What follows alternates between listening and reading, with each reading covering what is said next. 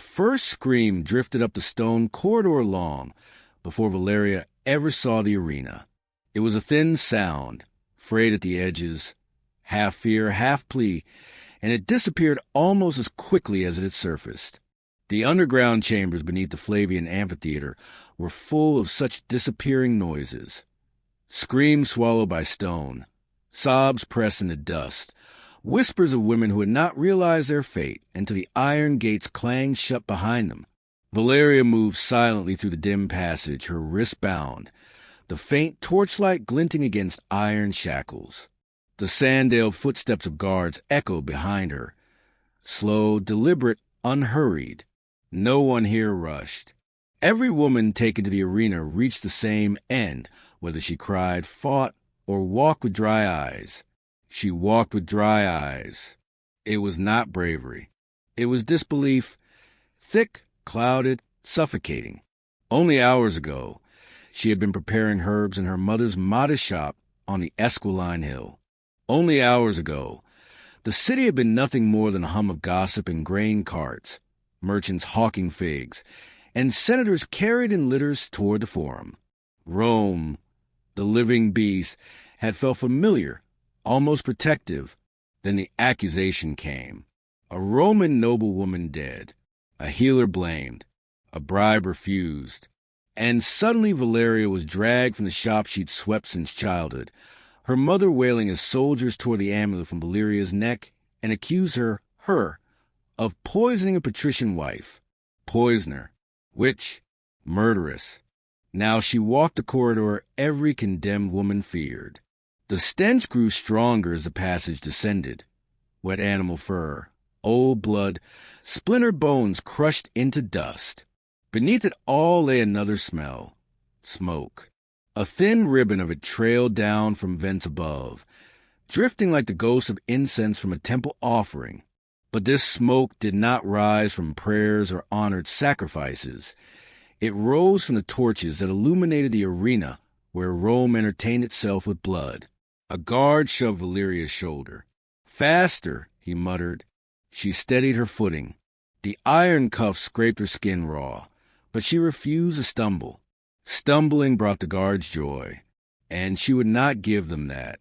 Ahead, the corridor widened, revealing other women confined in holding cells, some clutching their knees, others muttering broken prayers, others sitting stiff as statues as though one movement might shatter them entirely. One, barely 15, stared directly at Valeria. "You're new," the girl whispered. Her voice cracked, like a reed flute snapped in half. Valeria nodded. "And you?" "Tomorrow," the girl replied. "They said bulls." Her lips trembled. "They say the bulls come from Umbria. Untamed. Hungry." Valeria swallowed. She had heard the stories. Rome's fascination with death evolved constantly. Gladiators, executions, beast hunts. But recently, women accused of sorcery, treason, or dishonor were thrown before wild bulls to be tossed, trampled, gored. A spectacle wrapped in the pretense of justice. The guards passed without a glance. Human suffering was an ordinary hallway decoration here. A tall, older woman reached through the bars, her fingertips brushing Valeria's arm. Her eyes were fierce, clear, alive. "What is your name, child?" "Valeria." "Hold your spine, Valeria. They can break your bones, but don't let them break the part of you that still breathes." A guard slammed his staff against her bars. "Quiet." The woman didn't flinch. Valeria wished she had asked her name. The corridor opened again into a larger chamber where the sound of the crowd finally seeped through, low, rumbling, like a storm trapped inside a giant's chest. A muffled chant rose and fell, followed by the distant thunder of hooves striking wood. Even buried deep beneath the arena, one could feel the vibration of the bulls pacing in their pens. A man dressed in dark red, the arena overseer, stepped toward her. His expression was clinical, the look of someone appraising livestock. "Accused! Valeria the Esquiline," he read from a clay tablet. "Charges: poisoning, maleficium, intent against a family of Gaius Aelia Scaevola. He lifted her chin with the edge of the tablet. "You do not look like a murderer." "I am not one." He shrugged. "The arena does not care what you are. It cares what you scream." He gestured to the guards. "Prepare her. She enters at dawn." Dawn. A jolt of cold shot down her spine. That was less than a night away. The guards unshackled her wrists only to replace the iron with rough rope, bind her arms behind her back before pushing her into a small cell. The door slammed shut with a metallic shiver that echoed through her bones. The chamber was dim, lit only by a single torch outside the bars. The straw floor was damp from leaking groundwater. Somewhere nearby, a bull bellowed, a deep, furious sound that vibrated through the stones. Valeria sank to her knees, not to weep, not to collapse, to breathe, slowly, deliberately. Fear was a coil tightening around her ribs, but beneath it, surprisingly, burned something steadier. Anger, confusion, a hollow ache for her mother, and something else, a resolve she didn't fully understand yet. Outside, the crowd roared as another spectacle reached its climax. The overseer called out the next condemned name. Hooves thundered. Metal gates rose. Valeria closed her eyes. She would survive until dawn, if only to face whatever came with unbroken eyes. And somewhere in Rome, someone had lied about her. Someone who would soon learn that the truth, once awakened, could be just as dangerous as any bull. Valeria learned quickly that night did not truly exist beneath the amphitheater. There was only the dim flicker of torches, the scrape of chains shifting in restless hands, the pacing of beasts, and the low murmurs of humans who hovered between hope and despair. Time stretched strangely, long in the silences, short whenever a new scream cut through the stone chambers like a blade. She pressed her back against the cold wall of her cell. The rough stone bit through her tunic, grounding her with its chill. She had imagined death before, briefly, distantly, as one imagines storms over distant mountains. But now, death was not a far-off horizon. It sat across from her like an uninvited guest, calm and patient, waiting for dawn. From the corridor outside, footsteps approached. Soft ones. "Valeria, are you awake?" A whisper, female, hushed, urgent. She recognized the voice of the older woman who had touched her arm earlier. "Yes," Valeria murmured. The woman's hand slid through the bars again, though they couldn't see each other in the darkness. "I hope you will not fall asleep. Night is dangerous for the mind in this place." "Who are you?" Valeria asked. "Livia," she replied. "Livia Petronia." Valeria gasped softly. The name was familiar. A well-known midwife, respected among plebeians and patricians alike. "You," Valeria whispered. "Why are you here?" For refusing to lie, Livia said simply, "A senator's wife died in childbirth. He wished the blame placed on the infant's mother, who had been one of his servants. I refused, so the senator found a more convenient story." Valeria's stomach twisted. "He accused you of—" "Maleficium," Livia finished. "The same crime they used for you." A bitter truth settled between them. In Rome, a woman's word was worth a fraction of a man's. And an accusation was a blade sharpened by power. Before Valeria could speak again, a tremor shook the cell floor. A bull's roar thundered through the chambers, raw, feral, echoing through the stone like the growl of an angry god. The young girl farther down the corridor whimpered. "They're riling them for dawn," Livia said quietly. "The bulls must be half mad before they're set loose." Valeria steadied her breath. "Is there any way to live?" Livia's silence spoke first. "Then, some have, but few. Sometimes a bull grows confused. Sometimes it is distracted. Sometimes it does not strike as the crowd desires. And the overseer calls in a gladiator to finish the sentence. Survival depends on chaos and luck. Rare coins in Rome's purse. Valeria closed her eyes. Chaos. Luck. But neither felt like something she could trust. What if, she ventured, one refused to die quietly? Livia exhaled, a sound like distant wind. Then Rome would make the spectacle longer.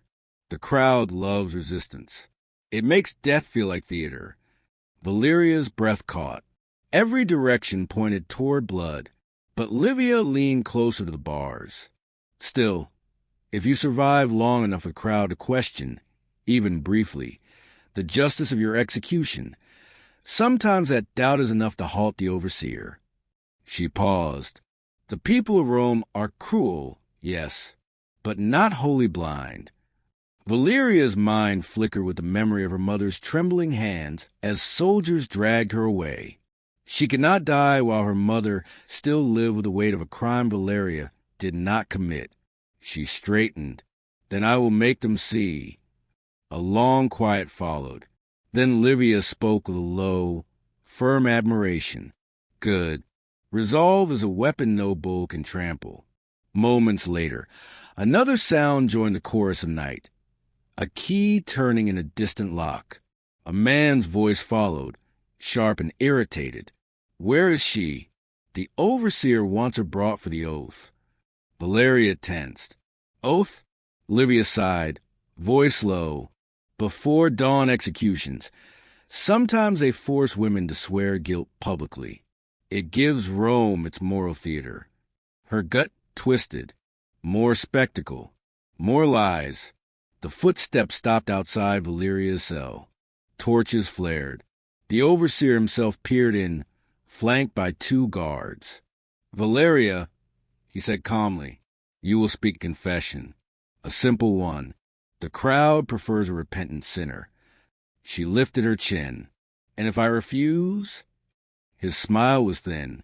Then the crowd will prefer you another way. He nodded to the guards. Bring her. Hands seized her shoulders, dragging her from the cell. Valeria stumbled, but did not fall. The overseer led them up a narrow stairwell carved through stone, toward a small chamber with a barred window opening onto the empty arena. Moonlight spilled across the sand below, silvering the wooden pens where bulls snorted and scraped their hooves.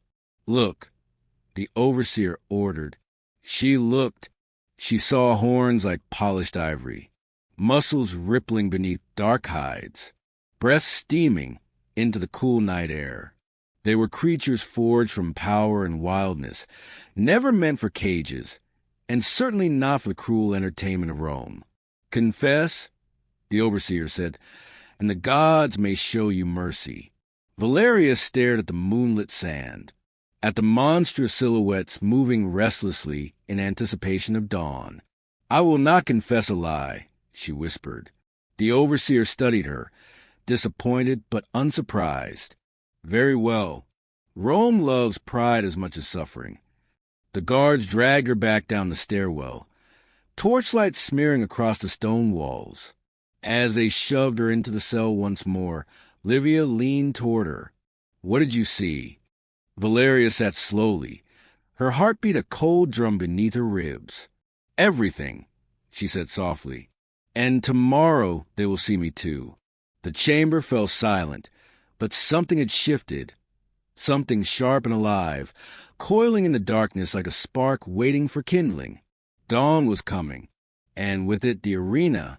Dawn crept into the underground chambers like a pale intruder, thin, hesitant, and indifferent to the terror it revealed. The first light filtered to the grated vents overhead, turning dust motes into drifting ghosts. A trumpet blared above, sharp enough to make the women flinch.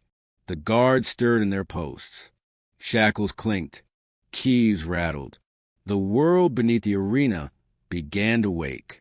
Valeria had not slept. She had spent the long hours listening to the bulls, a symphony of restless hooves, low bellows, and the scrape of horns against wood. Every sound had embedded itself into her bones. Her body trembled, but her resolve had hardened into something cold and metallic. Livia sat cross-legged in her cell, eyes steady. "Breathe," she reminded softly. "Not for calm. Calm is a lie here, but for clarity." Valeria inhaled. The air tasted of smoke and animal musk. "If I die," she whispered, "promise you'll tell my mother the truth." "If I live," Livia corrected gently. "And if you live, you will tell her yourself." Before Valeria could answer, the guards approached. The overseer himself walked at their center, draped in crimson as though he wore the dawn across his shoulders. 2 men carried spears. Another held ropes and hooks to handle the bulls once their violence was spent. "Valeria of the Esquiline," the overseer announced. "It is time." Her stomach clenched. The girl down the corridor began crying softly, as if her body were practicing for its own doom. Valeria stood, though her legs felt carved from damp clay. When the guards opened her cell, Livia pressed her hand through the bars. "Look at me." Valeria met her eyes. "Whatever happens," Livia murmured, "fight for every heartbeat, even if Rome wishes to crush it." Valeria nodded once, sharp, desperate, grateful. Then the guards bound her wrists again and led her toward the rising sound of the crowd. The passage to the arena floor felt endless, carved like a throat leading upward toward a hungry mouth. As Valeria was forced along, her senses sharpened painfully. She smelled the sand, dry and metallic, faintly sweet with old blood. She heard the bulls from behind their heavy gates, their hooves drumming with anxiety and violence. Above, tens of thousands of Romans filled the stone seats, their voices merging into a single monstrous growl. Anticipation, cruelty, excitement. Her knees threatened to buckle. They led her to a small holding alcove at the arena's edge. Only a wooden gate separated her from the blinding light outside. A guard cut the rope binding her hands, replacing it with iron cuffs at her wrists, so she could move, but not well. The overseer stood beside her, studying her like a playwright admiring his final tragic act. "You refuse your confession," he said. "Very dramatic." He leaned closer. "If you wish for mercy, show the crowd fear. They find humility endearing in the condemned." Valeria said nothing. He smiled. "Or show them pride. Rome devours both with equal joy." He nodded to the gatekeeper. "Release her." The gate lifted with a heavy groan. Light exploded in Valeria's eyes. She staggered forward into the heart of the Flavian amphitheater. The roar that greeted her was staggering, thousands of voices cascading down like a waterfall of sound. She blinked rapidly as her vision adjusted. Tier upon tier of stone seats, nobles shaded beneath awnings, commoners waving scraps of bread, gamblers leaning forward with eager eyes, all waiting for her to die. Valeria's bare feet sank into warm sand. The arena stretched vast and empty around her, save for the dark wooden gate to the opposite end, where the bulls waited. Above her, a herald lifted his staff. His voice echoed across the amphitheater. "Valeria of the Esquiline, accused of poisoning, sentenced to the judgment of the gods through the fury of bulls." A roar of approval. Valeria's throat tightened. She forced herself to lift her chin, scanning the crowd. A few faces softened when they saw she was young. Others sneered. Some laughed. Most simply watched with the detached fascination of spectators observing a stage play. The overseer raised his arm. "Let the beast be brought forth." The arena fell into a charged hush. Across the sand, the heavy bull gates rattled open. The first bull stormed out like a force of nature, huge, black, frothing at the mouth, its horns wickedly curved. Sand erupted beneath its hooves as it pawed at the ground, head low, breath steaming in the cool morning air. Another followed, slightly smaller, brown-coated, but equally furious. Valeria's breath froze in her chest. The first bull fixed its gaze on her. Then it charged. The sound was unlike anything she'd ever heard, a thunder of muscle and rage. Valeria spun, instinct overcoming terror, sprinting toward the nearest wall. Her cuffs clattered as she ran. The bull's hooves hammered the ground behind her, closing the distance terrifyingly fast. The crowd cried out in delight. At the last moment, Valeria swerved, sand slipping beneath her feet. The bull barreled past, its horn missing her ribs by inches. It crashed into the barrier with bone-shaking force, shaking its massive head in fury. Valeria stumbled, breath ragged. The second bull was circling now, measuring, studying. The overseer watched from the shadows beneath the stands, arms folded, eyes hungry. Valeria wiped blood from a scrape on her arm, though she barely felt the sting. Her heartbeat pounded in her throat. No weapon, no shield, no escape, but she had one advantage. She was still alive, and Rome was watching. She lifted her chin again, slowly, deliberately, meeting the gaze of thousands. A murmur rippled through the crowd. Not pity, something else. Recognition. She stood. She faced the bulls. And she did not run. The first bull snorted, lowering its head.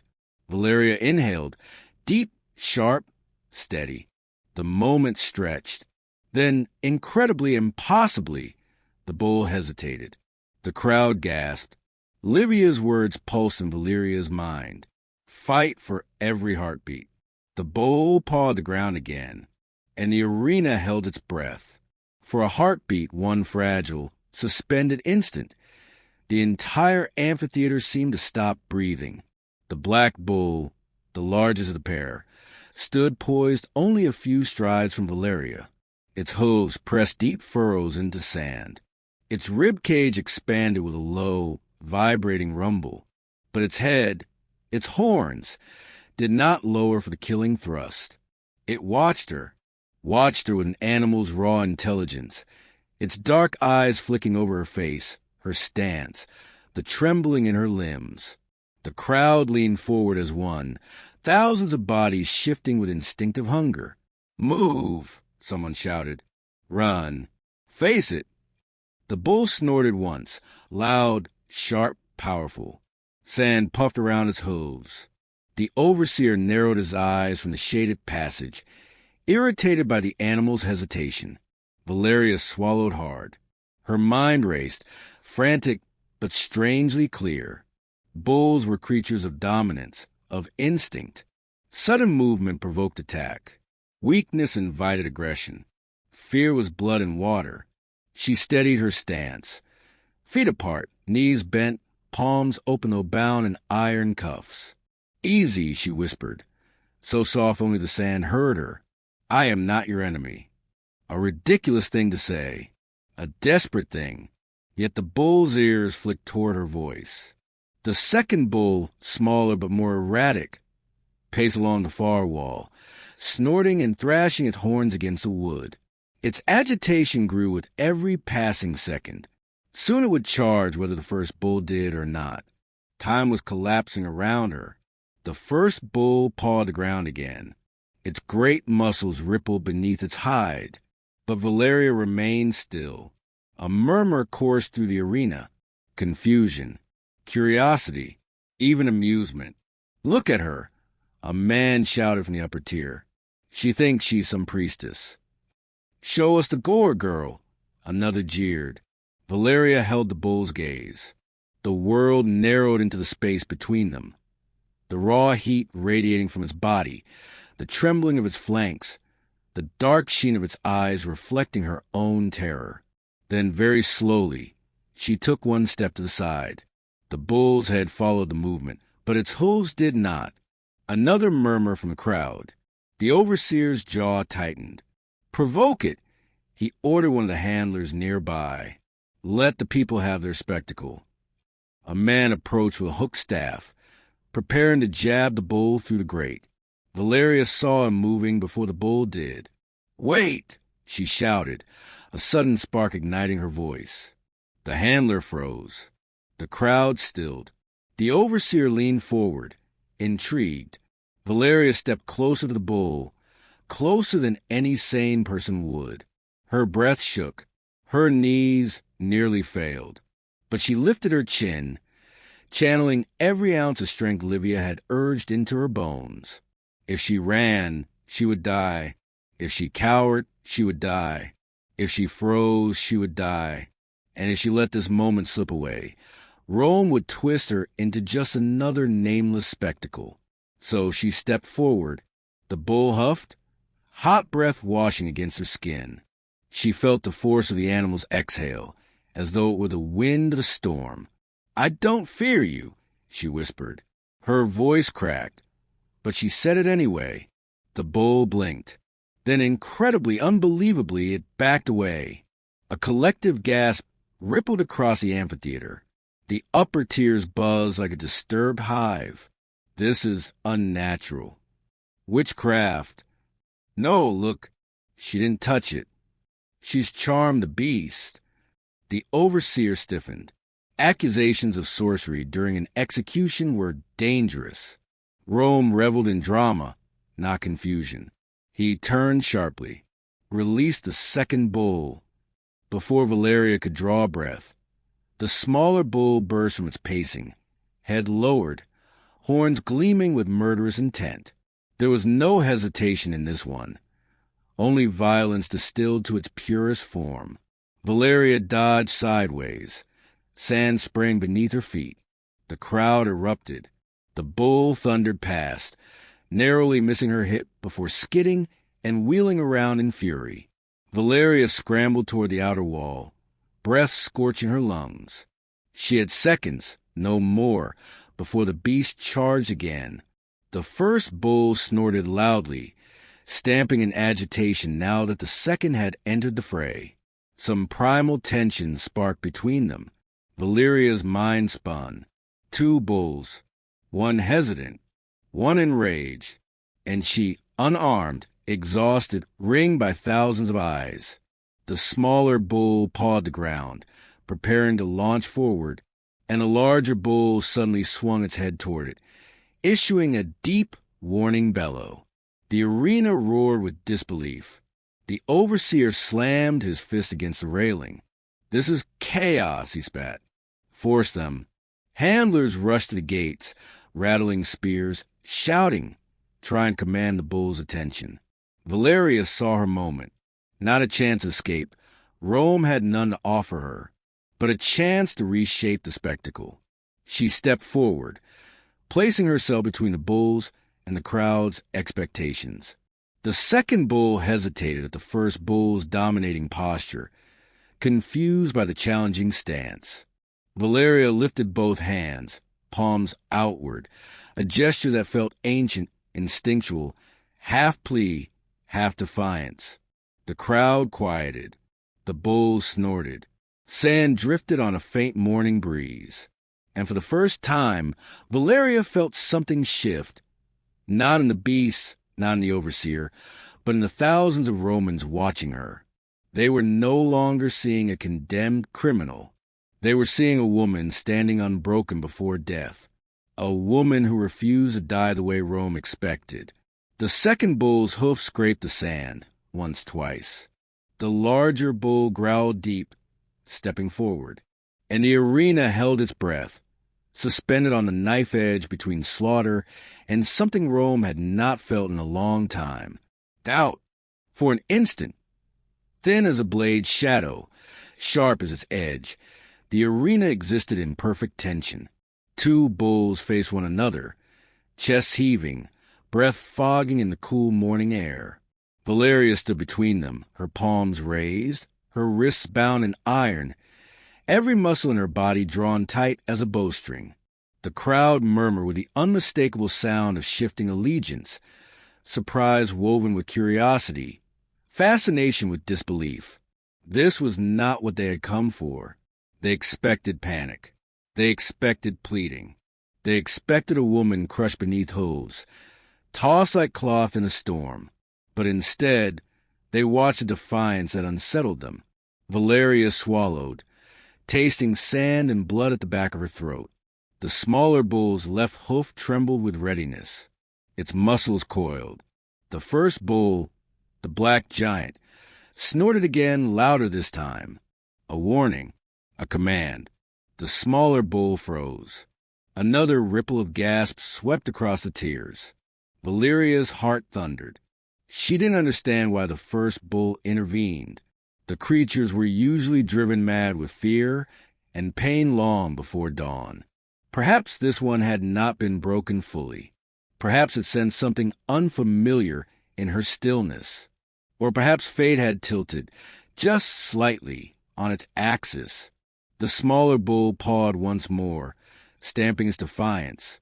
But the larger bull swung its massive head toward it, horns slicing the air with a sharp whistle.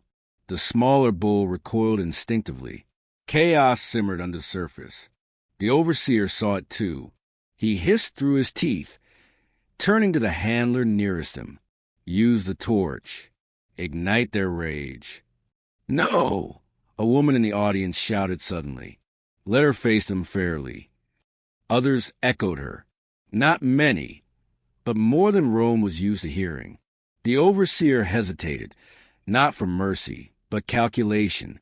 Rome's crowds loved drama more than order. If the spectacle deviated, but entertained, he could still claim control. But a spectacle that challenged Rome's authority? That could not stand. Do it, he ordered. The handler rushed forward with a torch. The bulls reacted instantly, shifting, grunting, stamping in agitation. Valeria felt the change in the air as pressure built, like the lead-up to a thunderstorm.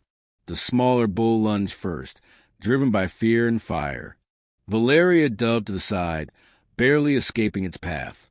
The bull barreled past her, horns carving the air where she had been standing only breaths before. The crowd screamed, half in thrill, half in horror. Valeria hit the sand hard, pain jolting through her ribs. She rolled onto her back, gasping, and the larger bull charged the smaller one, slamming its flank in a burst of force. The smaller bull stumbled, sand exploding beneath it. The crowd erupted. By the gods, did you see that? They're fighting each other. Let them. Let the beasts choose the guilty. The overseer's face darkened. This was spiraling into something unpredictable, something dangerously reminiscent of the old legends, when beasts were thought to judge innocence. Valeria staggered to her feet, coughing, vision spinning. Warm blood trickled down her forearm from where the sand had scraped skin raw. The two bulls circled, snorting, horns clicking like blades. Then the smaller bull broke from the duel and saw her. Its muscles tightened in a single, fluid motion. It charged. Valeria had no time to think. Instinct shoved her aside, barely. The bull's horn grazed her hip with searing pain.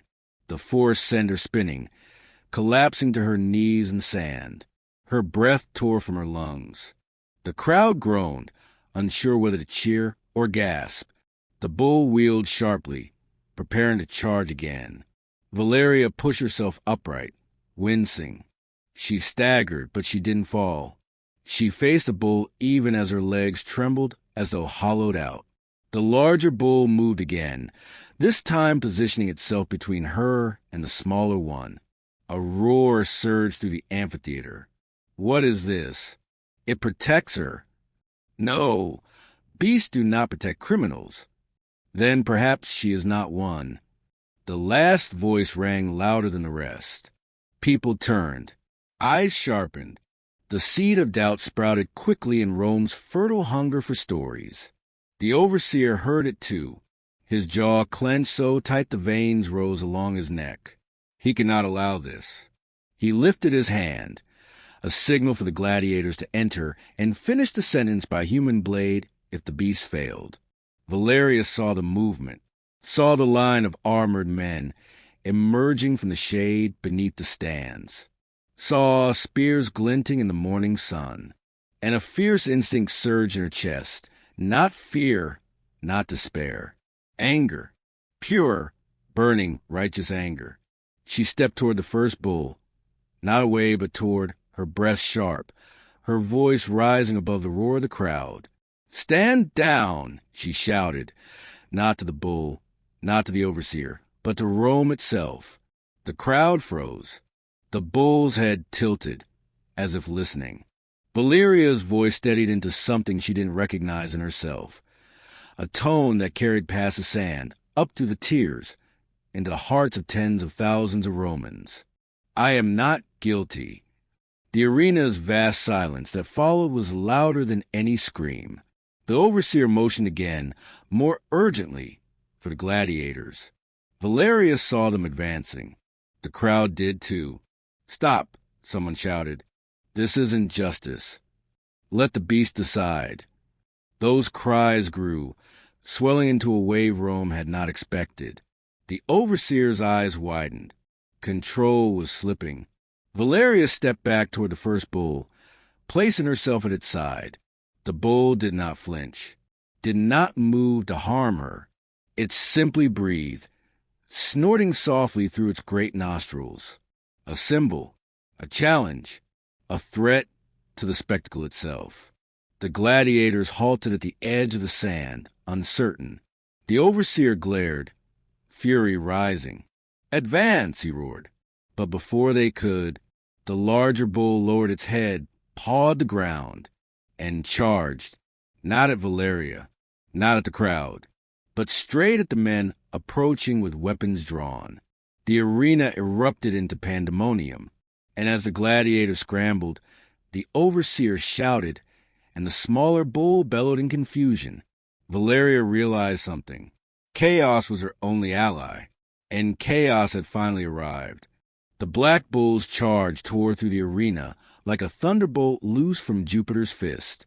Sand erupted in a violent spray beneath its hooves as it thundered across the floor, horns lowered, muscles rippling with unrestrained fury.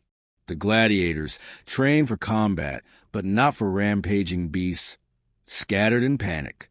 One dove behind a fallen shield. Another stumbled backward, tripping over his own spear. The crowd roared, not in delight alone, but in disbelief. Their cheers merged with shout of alarm, transforming the amphitheater into a storm-swallowed sea of voices. Valeria watched, breath suspended, as the bull struck the first gladiator square in the shield. The impact echoed like a drum across the stone. The man flew backward, landing hard on the sand. Shield cracked down the center. The second bull, startled by the chaos, spun wildly, snorting and pawing at the ground, as if unsure whom to attack. Valeria, the gladiators, or the rival bull now dominating the arena. A handler rushed forward with a long spear. Pull it back before. He didn't finish his sentence. The bull swung its head and caught him across the ribs. The man screamed, cut short as he collapsed, gasping through broken breath. The arena boiled over. Stop them. No, let it play out. It's an omen. It's disobedience. It's the gods. Voices clashed like blades. Valeria pressed her back against the wall, heart pounding as her body absorbed the shock waves of violence reverberating through the sand. But she noticed something the overseer didn't, something the crowd sensed without understanding. The black bull wasn't rampaging at random. It was attacking only those who approached her with weapons. The realization struck with the force of a hammer. It wasn't protecting her in a human sense. Bulls didn't love, didn't judge morality, didn't distinguish between guilt and innocence. But some deeper instinct, territorial, defensive, primal, had positioned her within its sphere. And anything that threatened that sphere became its target. The overseer, red-faced with fury, bellowed, "Close the gates! Bring the nets!" Spearmen forward. But his commands dissolved beneath the uproar. The people's allegiance was shifting. Romans who had come for blood now suspected they were witnessing something closer to divine spectacle. Whether divine justice or divine wrath, they hadn't yet decided. A nobleman stood from his cushioned seat. Let the woman be judged by the beast alone. Another joined in. The gods have spoken. The overseer slammed his fists on the railing. Silence. The crowd ignored him. The sands belonged to Valeria now, and the bulls, the smaller bull, disoriented and frightened, charged again, this time toward the gladiators regrouping on the opposite side. The first bull pivoted, blocking its path with a deep, challenging bellow. Their horns clashed briefly, an animal argument too ancient for human understanding. In that momentary stall, Valeria recognized her chance. Not to escape, not yet. Guards ringed the perimeter, and no condemned woman had ever fled the Flavian amphitheater alive. But she could reclaim something far more powerful than freedom. Her voice. She staggered forward, planting her bare feet into the warm sand. Pain shot through her hip from the bull's earlier graze, but she pushed through it. "Romans!" she cried. Her voice cracked, but the amphitheater quieted. "Romans!" she yelled again, this time stronger, rising above the clamor like a thrown spear. "Look at me!" Tens of thousands of eyes swung toward her. The bulls stilled. Even the morning breeze seemed to pause. "I have been called a murderer," she said, breath shaking. "A poisoner. A witch. But you have seen for yourselves. If the gods wish me dead, I would already lie broken in this sand." A surge of murmurs pulsed through the crowd. She lifted her bruised wrists high. "These beasts! They kill without hesitation. They fear no man. Yet they have not taken me."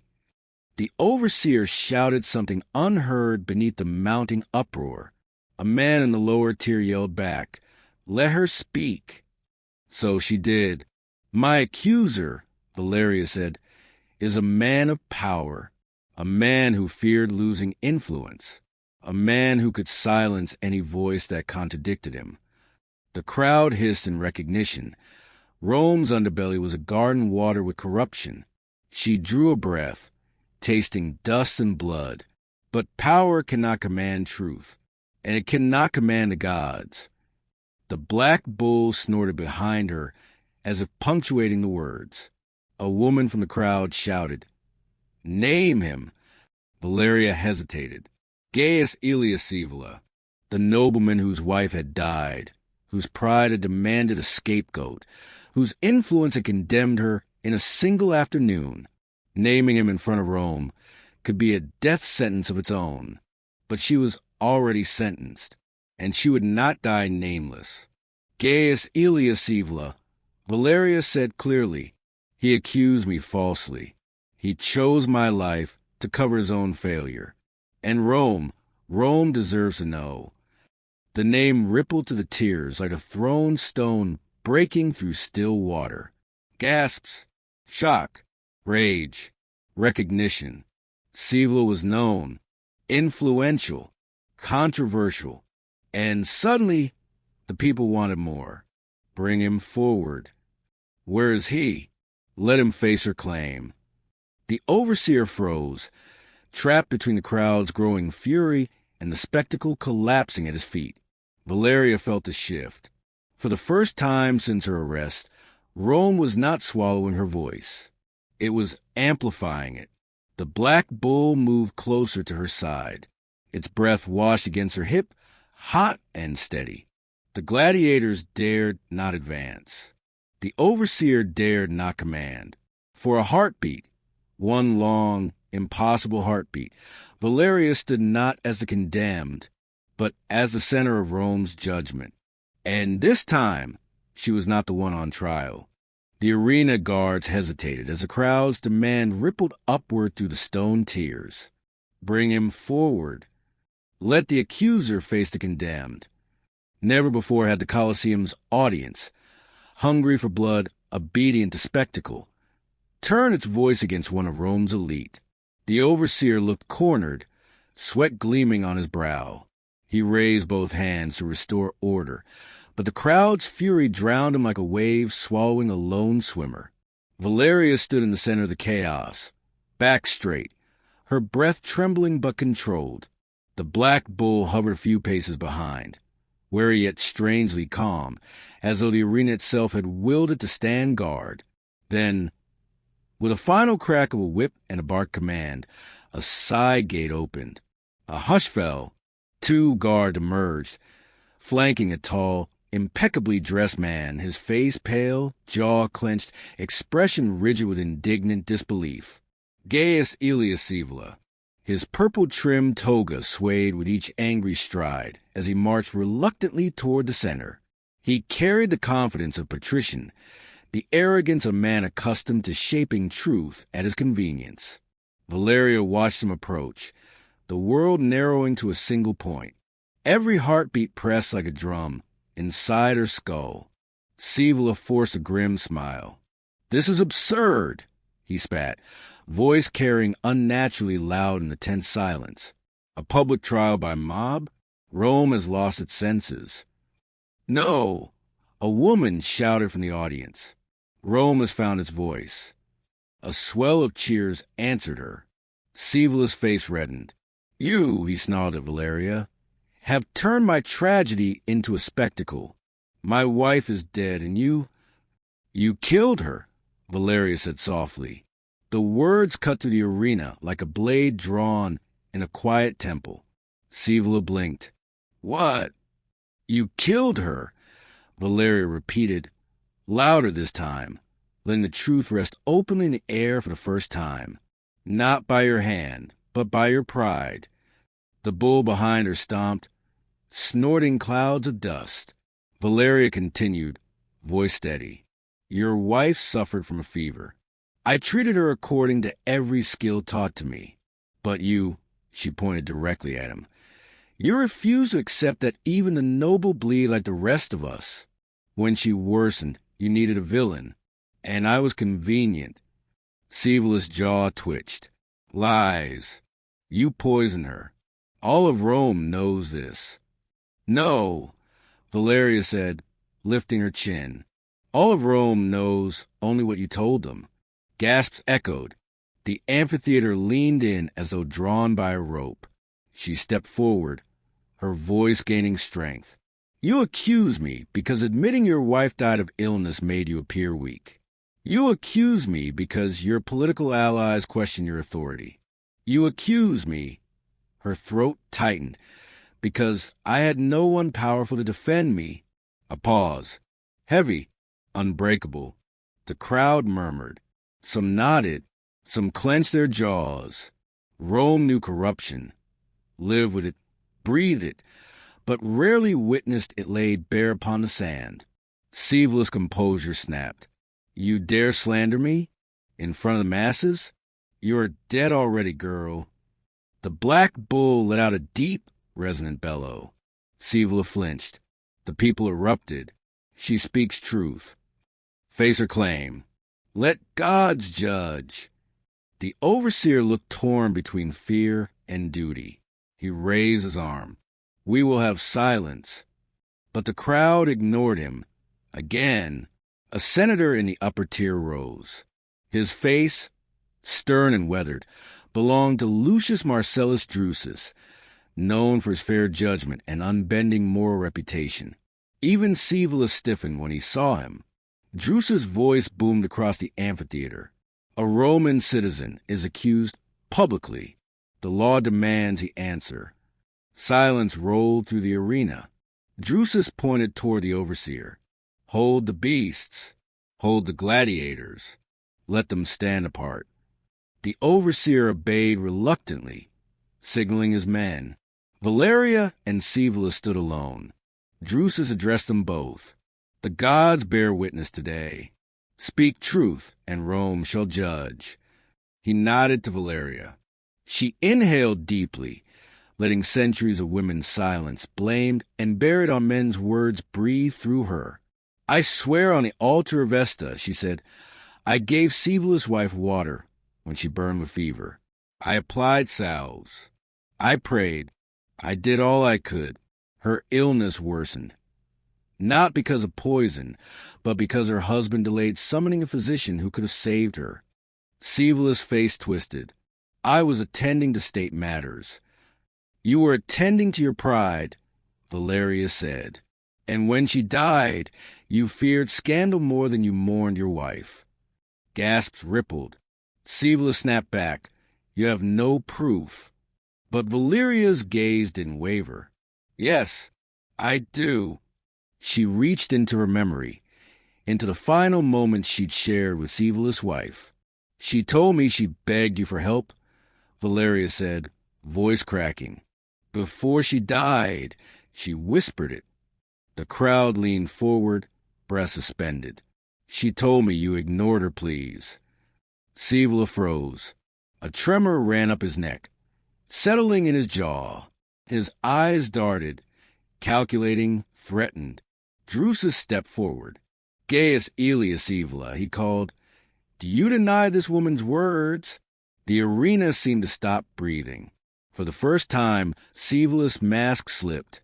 His mouth opened, but no sound emerged. The crowd saw. They saw everything. A wave of fury swept the amphitheater. Traitor to Rome. He blamed her unjustly. Justice. Sibylla stumbled back toward the bull. Valeria saw the danger forming before he did. The black bull lowered its head. Sibylla turned, too late. The beast charged. The crowd screamed. Guards rushed forward.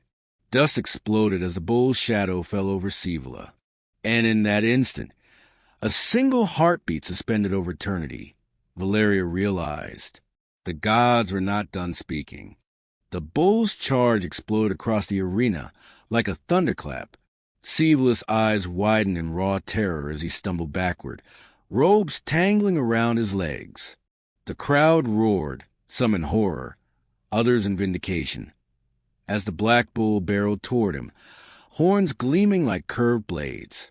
But at the last possible moment, the overseer shouted, Nets! Pull him back! Pull back the beast! 3 handlers leapt forward, flinging heavy nets across the bull's shoulders. The animal bellowed, staggering as the weighted cords tangled around its legs. Its charge slowed, but not enough to stop it entirely. Sibylla threw himself aside, hitting the sand hard, scrambling away on hands and knees, his dignity evaporating before tens of thousands of witnesses. The crowd, once his shield, now screamed with the unfiltered judgment of Rome. Coward! Face your accuser. He let his wife die. Sibylla's chest heaved. His gaze darted upward, toward the tiers where senators watched with stone-cold expressions. He saw no rescue there, no ally, no shield of influence strong enough to withstand the truth that had been spilled on the sand. Drusus stepped forward, raising his hand. The arena fell silent. Enough, he commanded. His voice cut through the chaos with the authority of a man who had judged emperors and outlasted tyrants. Gaius Aelia, Sibylla, Drusus declared, the accusation brought upon this woman was one of poison and murder. Yet her testimony rings true, and your silence condemns you. The crowd rumbled with approval. Valeria stood still, chest rising and falling, her wrists still bound, her body aching from fear, from pain, from survival. But she held herself upright. For the first time, she did not feel small. Drusus turned toward her. Valeria of the Aventine, he said, you were condemned as a criminal, but Rome has witnessed your courage, your truth, and the gods have shown their will. A murmur spread through the crowd, fast, sharp, electric.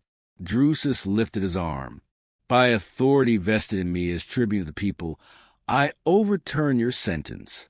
The breath left Valeria in a broken rush.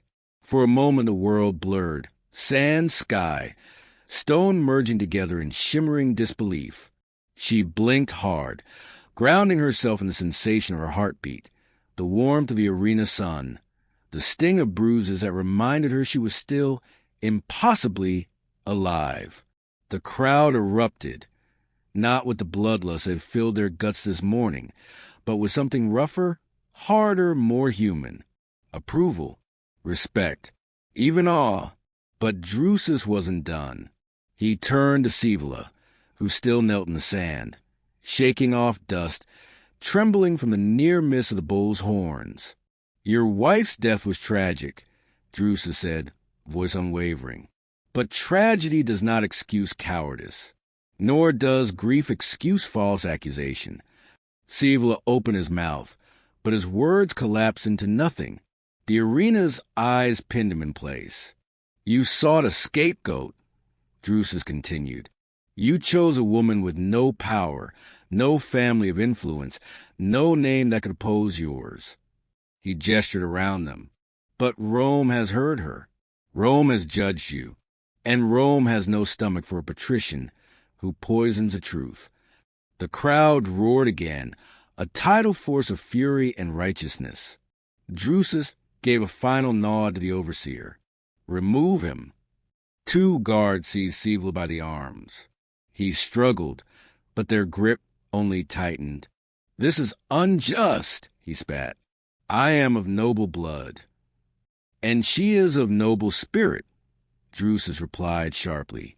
It is Rome's decision which nobility matters more. The guards dragged Scaevola toward the gate, his furious shouts swallowed by the cheers of the crowd. For once he looked small, very small. When the dust settled, Drusus turned back to Valeria. The overseer approached, fumbling with the knot that bound her wrists.